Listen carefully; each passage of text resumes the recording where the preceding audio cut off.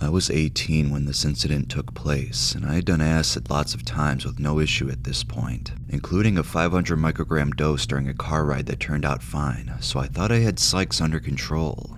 Shrooms, however, I'd only done twice, a 2 gram and a 3.5 gram trip. The 3.5 gram trip was pretty scary. I almost slipped into ego death, but I'm pretty sure I held on to reality enough for my ego to not fully dissolve. I assumed that it was scary because my set and setting wasn't very good, so after that I wanted to experience a moderate dose of shrooms again, but this time in a good setting and hopefully have a great time. I had a really good dealer. He was a kind person and would often throw in free tabs with my orders and stuff like that. I told him I wanted 8 grams of mushrooms and that me and my friend were going to take 4 grams each at his house that night. He sold me the shrooms and I didn't have a scale or anything, I just trusted him and I assumed that he gave me 8 grams. I had never seen 8 grams of shrooms before. It looked like a lot, but I thought that 8 grams should look like a lot. But in retrospect, I think he had sold me about 14 or 16 grams or even more. They weren't very high quality from what I had seen before, and he was probably just trying to get rid of them, honestly. It was a bag of small caps and stems and it was about the size of an ounce of weed. They were pretty hard and chewy, not as fluffy and soft as the white giants I had in the past, but I powered through and ate as much as I could. My friend said he couldn't eat anymore because he was sick of the taste, so I would say I ate about 60% of the bag. That puts my estimate at about 8 to 10 grams that I had consumed at my friend's house that night. A little more context before I get into the horrifying and scarring events that took place that night. My friend's mother was home and she was absolutely not okay with anything more than weed or alcohol being consumed at her house. This led my friend, who we will call Jay, to feel a little paranoid about taking them in the first place because he didn't know if we were going to be loud or anything. Jay had only done shrooms one time and it was with me when I took the 3.5 and he was also freaking out and trying not to let his ego dissolve. He also took acid with me at my house one time, probably a 100 microgram dose. In retrospect, it was completely stupid and irresponsible for me to push him to take what I planned on being 4 grams of shrooms at his house while he was paranoid about his mom and inexperienced with psychedelics. Also, my parents are not accepting of any drug whatsoever, not even alcohol or weed. I'd been caught drinking one time before this, and that was a major shock in the family which completely devastated everyone. Somehow this wasn't enough to get me to stop seeking substances.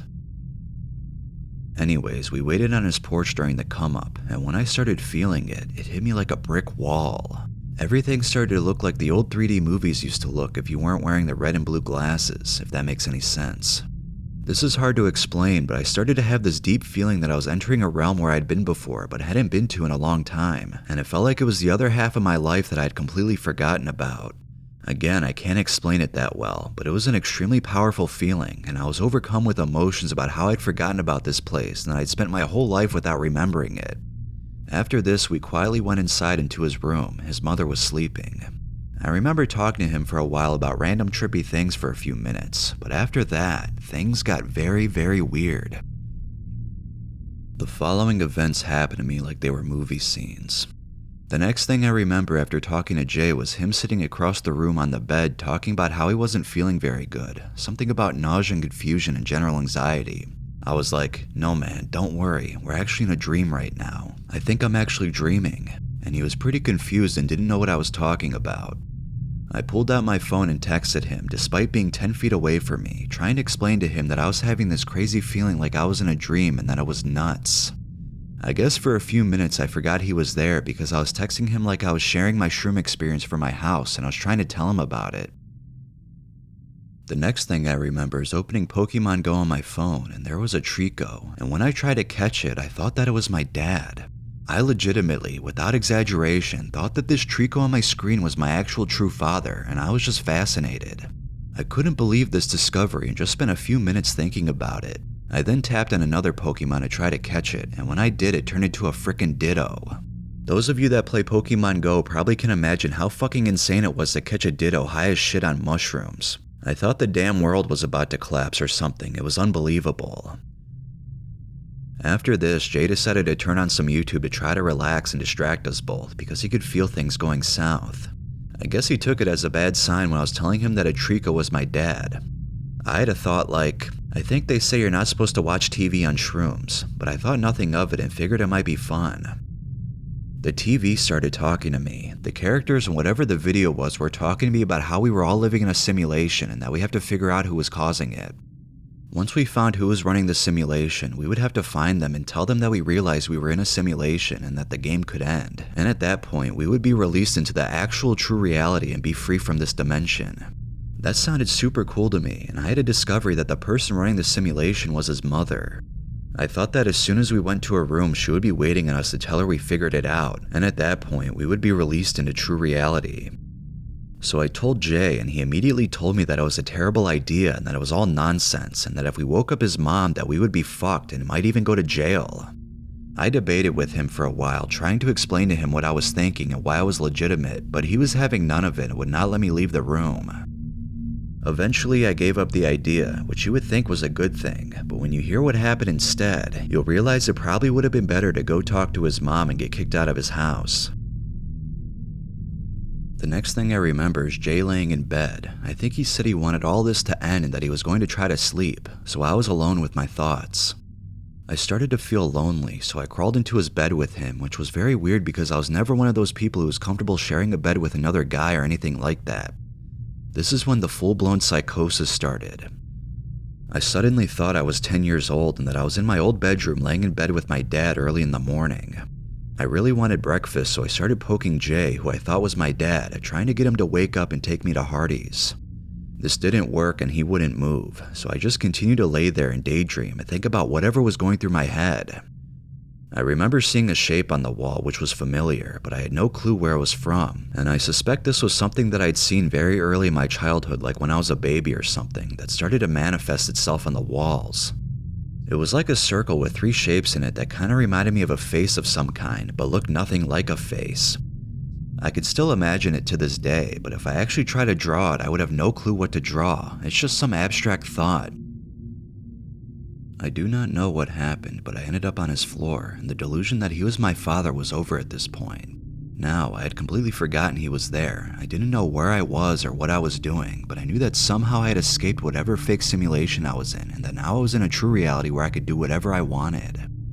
I was pleased with this. My first thought was that I wanted a strawberry donut. Yes, apparently if I was given the power to do anything I wanted without consequence, the first thing I would do was manifest a strawberry donut. I figured that it would take time to learn how to fly and walk through walls and stuff, and that for now I would start simple. So I decided to piss my pants, since that was one thing I thought in my past life I wasn't allowed to do, and since I could do whatever I wanted now, I said fuck it and pissed. It was warm and gross, and I kinda regretted it for a second, but I quickly forgot that it even happened. I was distracted by some other fantasy which I cannot remember, but it had something to do with me doing something I couldn't do before, and I was amazed at it. At this point, I am fully in a delusional psychosis that I have escaped the simulation and there are no consequences to any action that I do. Kinda like I had a reset button and could just undo any action that was done or something.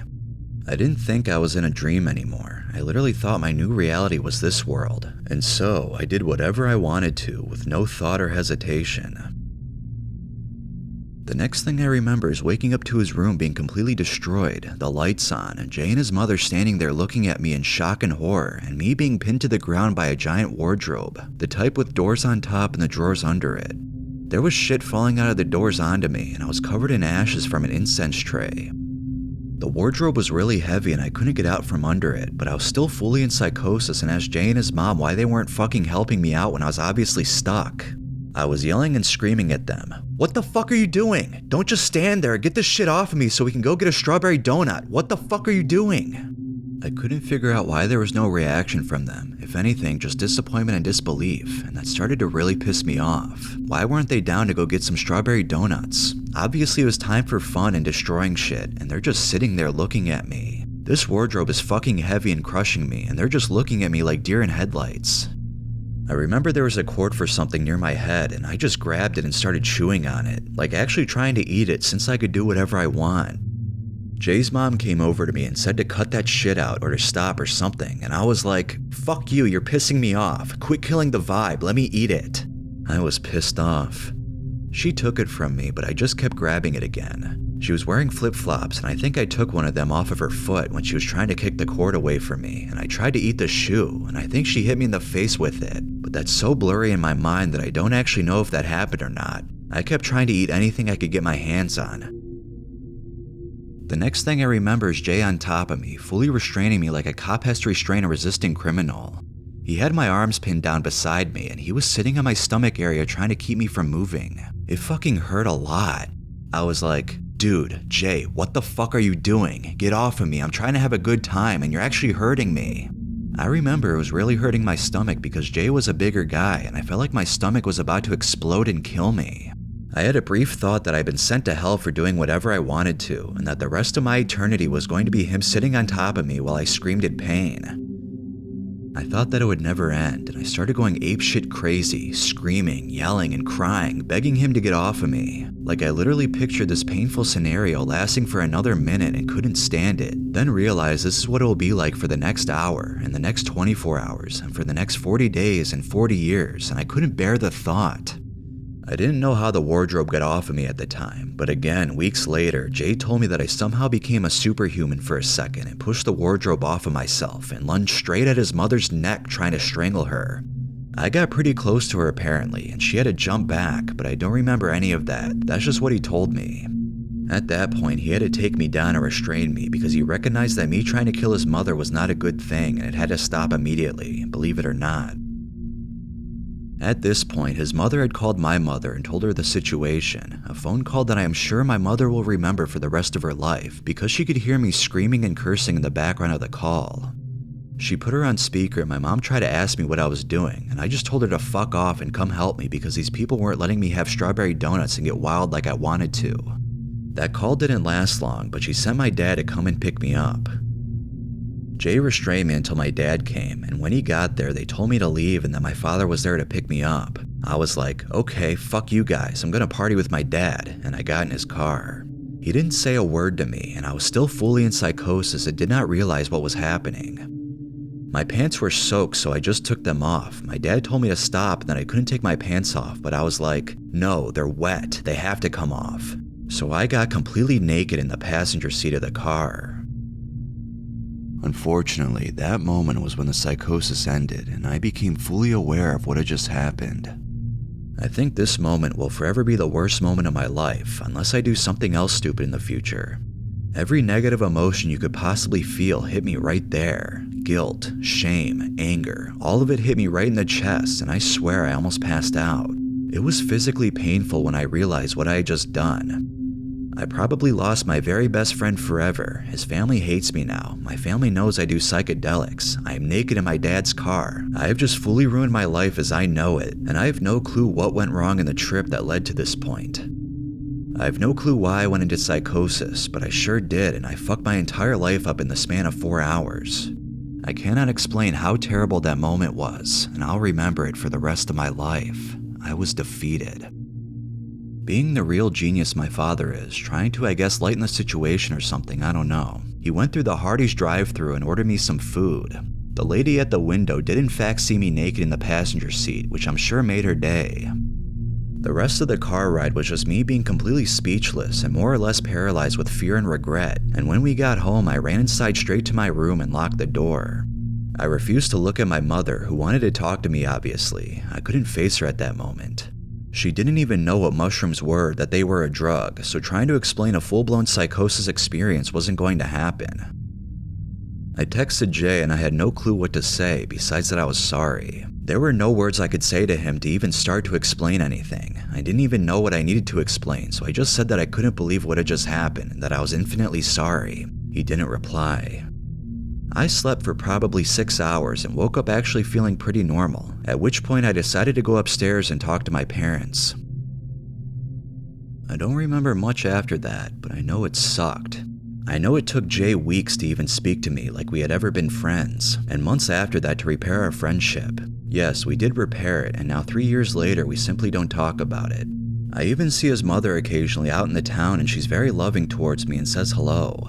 I don't know how I got so lucky to have a friend like Jay and his family, because if it was nearly anyone else, they probably would have called the police and had me thrown in jail instead of calling my parents. I'll forever be thankful for them. Be careful with your doses, people.